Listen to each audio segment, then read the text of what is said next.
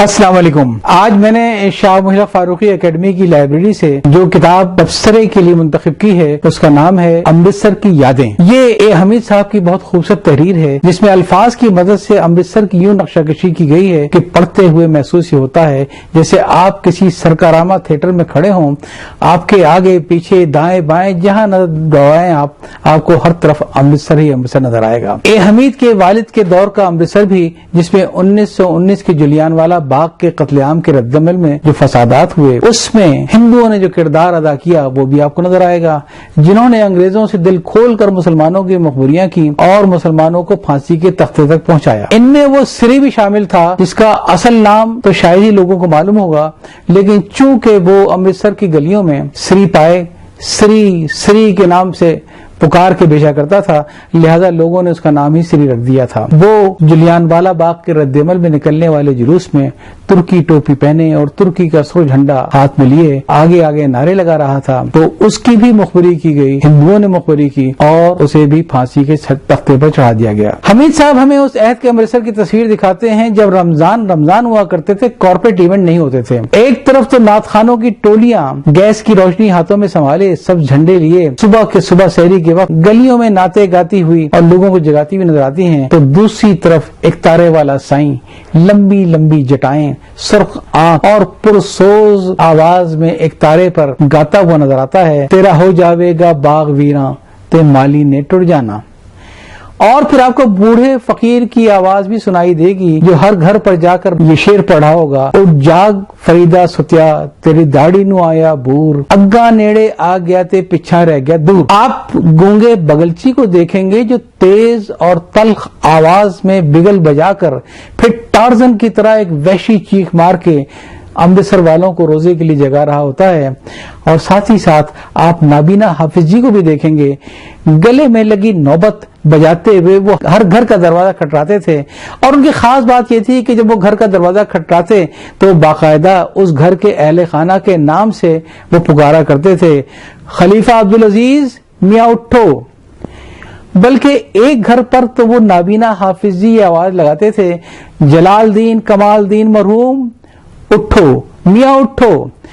مرحوم کا لفظ وہ اس لیے لگاتے تھے کہ ان کو معلوم تھا کہ دونوں بھائیوں کا کئی سال پہلے انتقال ہو چکا تھا۔ پھر گلی والی مسجد میں بانگڑی کشمیری کی نوبت دھما دھم بجتی ہوئی آپ سنیں گے، جو اس بات کا اعلان ہوتی تھی کہ اب سحری کا وقت ختم ہو گیا۔ تو یہ تو تھا امرتسر کی یادوں کے اندر سحری کا ایک منظر۔ یہ پوری کتاب ایسے ہی خوبصورت مناظر سے بکھری ہوئی ہے جس میں آپ کو وہاں کی افطار، وہاں کی عیدیں، وہاں کا شبینہ اور وہاں کی عید، اور بلکہ عید سے پہلے امرتسر کی خاص چیز عرفے کی رات یعنی چاند رات بھی نظر آئے گی۔ اس کو ہم یہی چھوڑتے ہیں اور حمید صاحب کی آنکھوں سے امرتسر کا ایک منظر اور دیکھتے ہیں، کیونکہ اس کے چشمدید گواہ حمید صاحب ہی تھے۔ گول ہٹی کے چوراہے پر ایک تانگا آ کر رکا جس میں نیلی پیلی پگڑیوں والے سکھ بیٹھے تھے۔ تانگے سے ایک نوبت اتاری گئی اور وہ نوبت چوراہے پر دیر تک بجتی رہی۔ پھر ایک اکالی سکھ اشتعال انگیز الفاظ میں آ کر اعلان کرتا ہے کہ ماسٹر جی نے لاہور میں اعلان کر دیا ہے کہ سکھ پاکستان بننے نہیں دیں گے، مسلمانوں کا پاکستان نہیں قبرستان بنے گا۔ گرو کے پیاروں اٹھو کھڑے ہو جاؤ اور گرو کی نگری کو مسلمانوں سے پاک کر دو۔ یہ سن کر جو مسلمان وہاں کھڑے تھے انہوں نے اللہ اکبر کے فلک شگاف نعرے لگائے، جواب میں سکھوں نے ست سری اکال کا نعرہ لگایا، اور گول ہٹی کے دکانداروں نے ان اکالی سکھوں کی طرف تلواریں اچھال کر پہنچا دی، جس سے وہ مسلمانوں پر حملہ آور ہو گئے۔ یہ امرتسر شہر میں مسلمانوں پر سکھوں کا پہلا مسلح حملہ تھا۔ مسلمانوں کے پاس کوئی ہتھیار نہ تھا، کسی نے کسی صاحبان سے کوئی باز نکالا تو کوئی بٹا اٹھا کر لایا اور تلواروں کا مقابلہ شروع کر دیا۔ سب کو معلوم تھا کہ گول ہٹی کے دکانداروں نے اکالیوں کو مسلمانوں کا قتل عام کرنے کے لیے تلواریں دی تھیں، چنانچہ اسی رات مشتعل مسلمان نوجوانوں نے گول ہٹی کی دکانوں کو آگ لگا دی۔ یوں گول ہٹی امرتسر سے تاریخ کے ان بدترین فسادات کی ابتدا ہوئی جس سے سرحد کے دونوں جانب لاکھوں افراد لقمہ اجل بن گئے اور لاکھوں افراد اپنے گھر بار بال متا سب چھوڑ کر دوسرے ملک جانے پر مجبور ہو گئے۔ امرتسر میں حمید صاحب اپنے پیار اور اپنے یار سب چھوڑ کر آ گئے، جس میں شانتی سروپ بھی تھا، ان کا بچپن کا دوست۔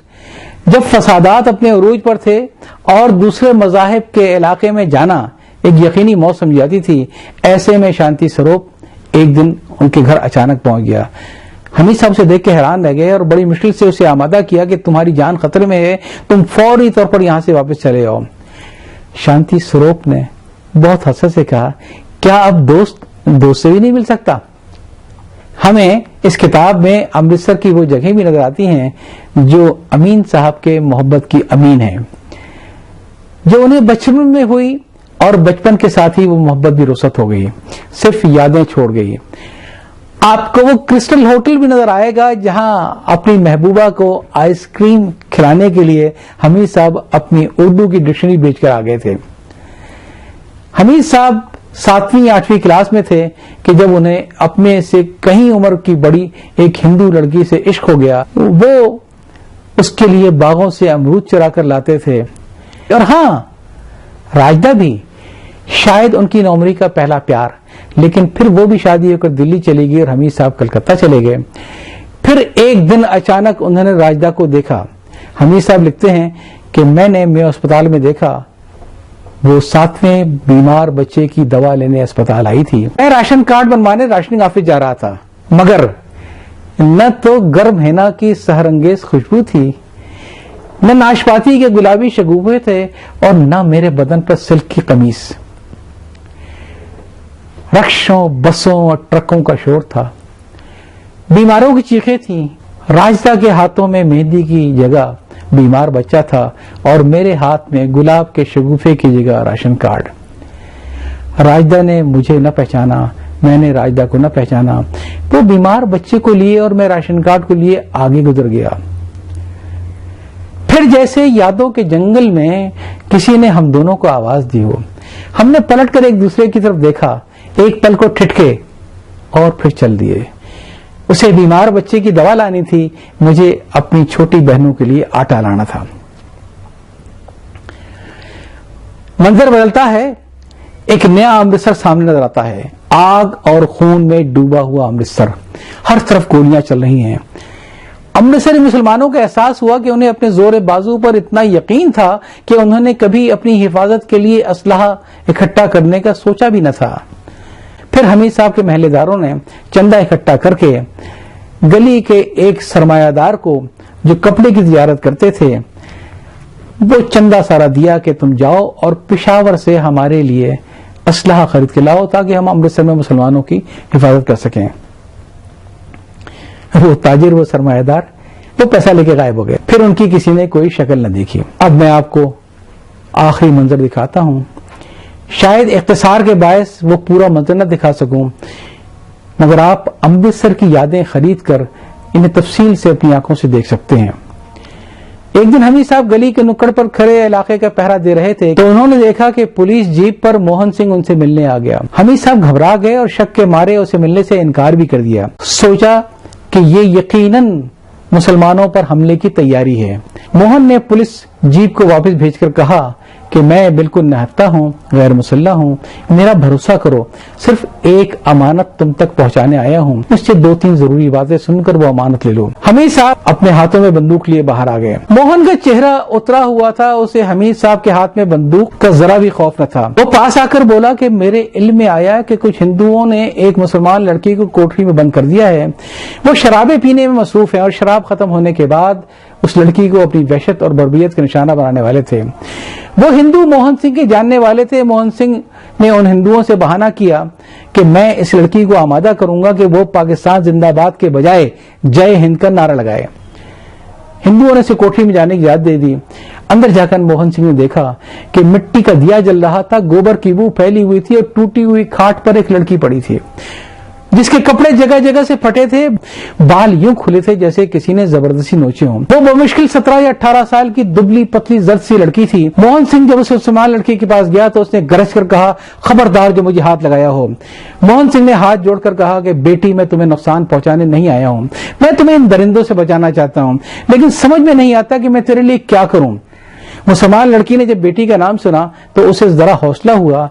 ایک پل کو اس نے موہن سنگھ کو غور سے دیکھا، پھر اچانک گلے میں پڑا تعویذ موٹا سا نکالا اور اسے دیتے ہوئے بولی کہ یہ میری امانت اپنے پاس رکھ لیں اور کسی مسلمان کو دے دیجیے گا۔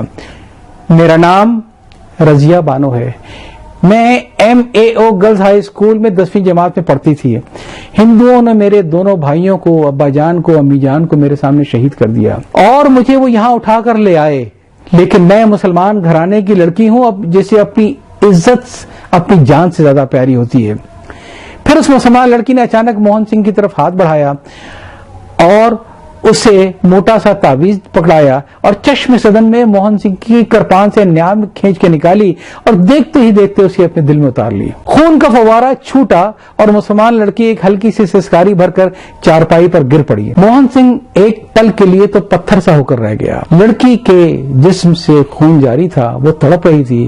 اس نے جا کر ہندوؤں کو بتایا کہ اس لڑکی نے میری کرپان سے خودکشی کر لی ہے. موہن سنگھ نے کہا کہ ایک مسلمان لڑکی اتنی غیرت مند بھی ہو سکتی ہے، میں نے کبھی سوچا بھی نہ تھا. پھر رات کے اندھیرے میں موہن سنگھ نے اس لاش کو اپنے ہاتھوں میں اٹھایا، باہر لے جا کر زمین میں گڑھا کھودا اور مسلمانوں کی لاش کو دفن کر دیا. موہن سنگھ نے حمید صاحب کو بتایا کہ مجھے مسلمانوں کی طرف فاتحہ پڑھنا تو نہیں آتا، لیکن میں نے ہاتھ اٹھا کر اپنے رب سے کہا کہ اے سب کے پالن ہار، اس غیرت مند مسلمان بچی کی آتما کو شانتی دے دے. پھر اس نے کہا کہ میں مسلمانوں کے رواج کے مطابق ہر جمعے کو دیا تو نہ جلا سکوں گا، نہ ہی اس پر کبھی میں پھول ڈال سکوں گا اس کی قبر پر، لیکن جب تک زندہ ہوں ہر جمعرات کو وہاں جا کر اپنے آنسوؤں کے پھول ارپن کرتا رہوں گا.